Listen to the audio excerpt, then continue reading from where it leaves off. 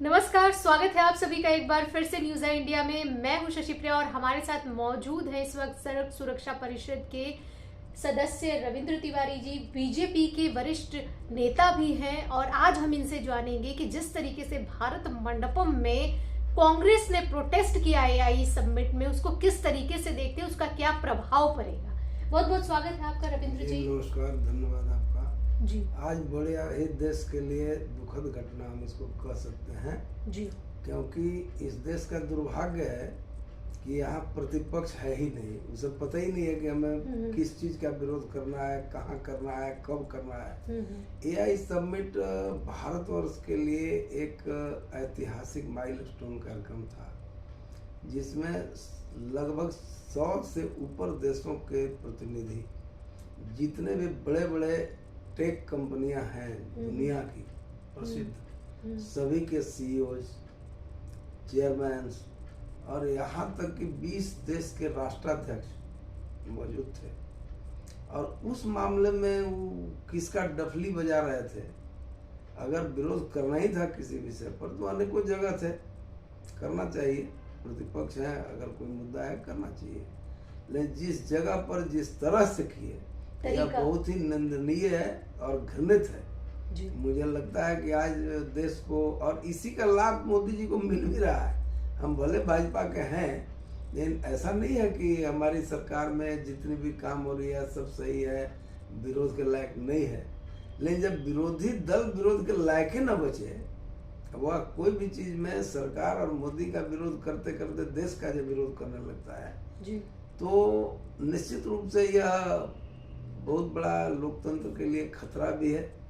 और मुझे लगता है कि भविष्य के लिए भारत के नागरिकों को सत्ता से ज्यादा विपक्ष किसे बनाना है और बढ़िया विपक्ष चुने, इसकी जवाबदेही अब ज्यादा गंभीर लगता है। बिल्कुल बिल्कुल, बहुत बड़ी बात है ये कि विपक्ष का मजबूत होना बहुत जरूरी है, नहीं तो फिर सरकार निरंकुश हो जाती है। वैसे बात हम गलगोटिया इंस्टीट्यूट की करें, जिस तरीके से वहाँ पर एआई का जो प्रदर्शन किया गया और उसे अपना बताया गया, तो इसको आप किस तरीके से देखते हैं? इससे तो पहले भद पिट चुकी थी। ये भद पिटना ही था, इसलिए कि जितने भी प्राइवेट इंस्टीट्यूशंस हैं जो बड़े बड़े बैनर और बोर्ड लगा कर बैठे हैं, विज्ञापन के बल पर चल रहे हैं, रियल में उनके पास कुछ नहीं होता। तो क्या उन पर कार्रवाई होनी चाहिए? क्योंकि सिर्फ उन्हें वहां से हटाया गया, अभी तक कार्रवाई नहीं हुई। निश्चित ही होनी चाहिए, लेकिन यह भी एक बहुत बड़ा गिरोह है, यह भी सच्चाई है।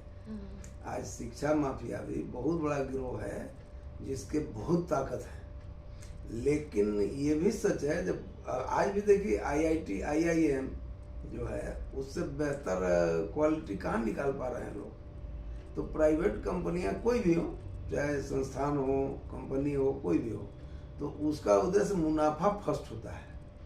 नेशन, सम्मान, प्रतिष्ठा, फलाना ढकाना, ये सब चीजें बाद में होती है। पहले उनको मुनाफा चाहिए, पैसा चाहिए, मोटा पैसा चाहिए। यही गलगोटिया भी कर रहा है। गलगोटिया के बारे में हम लोग बहुत पहले से जानते हैं कि ये लोग केवल फर्जीगिरी करते ही हैं, यही करते हैं, ऐसे बात नहीं है। ऐसे जितने भी संस्थान हैं मोटा मोटी 90% यही करते हैं।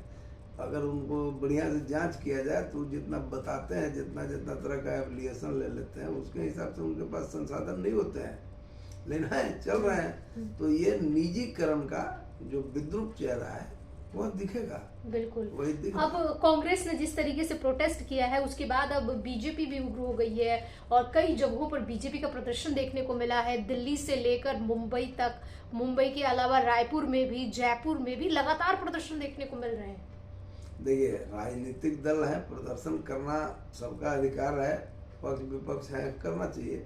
लेकिन मेरा प्रतिवाद है कि वह भारत मंडपम में, जहाँ पूरे दुनिया के टॉपर लोग, टेक दुनिया जिसको कहते हैं, टेक्नोलॉजी सेक्टर के, और एआई आने वाला भविष्य है, यह भी सच है। दुनिया कह रही है कि अमेरिका और चाइना के बाद एआई में, ये बात हम नहीं कह रहे हैं, मैक्रोन ने कहा, अनेकों दुनिया के राष्ट्राध्यक्षों ने कहा कि अमेरिका और चाइना के बाद भारत टक्कर ले रहा है, भविष्य में इसका लक्ष्य, इसका भविष्य है। अब इसको विपक्षी दल अपने हिसाब से ले रहे हैं, अरे भाई उसको तो बकस देते, बाकी तुमको जहाँ विरोध करना था करते। बिल्कुल। तो विरोध की जहाँ जरूरत है वहां विरोध कीजिए, क्योंकि विपक्ष का होना बहुत जरूरी है इस वक्त। ये बड़ा मैसेज हमारे जो वरिष्ठ नेता हैं बीजेपी के और इसके अलावा सड़क सुरक्षा परिषद के सदस्य भी हैं, आप सभी जानते हैं, और इन्होंने कहा कि देश में एक विपक्ष का होना बहुत जरूरी है और वो भी काफी मजबूत होना चाहिए, तब जाकर और राष्ट्र के लिए प्रति जिम्मेवार होना चाहिए। आज के तारीख में जिम्मेवार नहीं है, गैर जिम्मेवार विपक्ष है। इसलिए देश के नागरिकों को एक जिम्मेवार विपक्ष लाना पहली प्राथमिकता है। आज सत्ता से ज्यादा जरूरत है कि एक जिम्मेवार विपक्ष खड़ा करे। जी बिल्कुल, ये बड़ी जिम्मेवारी। बिल्कुल बिल्कुल, पक्ष और विपक्ष दोनों जरूरी हैं देश चलाने के लिए। उम्मीद है कि कुछ अच्छा हो, और इसके साथ ही बहुत बहुत शुक्रिया आपका, आप हमारे चैनल पर आए और इतनी बढ़िया जानकारी दी, और जो कुछ भी कहा इन्होंने कि कार्रवाई होगी उन लोगों पर जो लोग गलत कर रहे हैं, तो उम्मीद है कि कार्रवाई भी होगी। ढेर सारी शुभकामनाएं हमारे देश के लिए कि देश हमारा आगे बढ़े। इन्हीं शुभकामनाओं के साथ हमें दीजिए इजाजत। नमस्कार।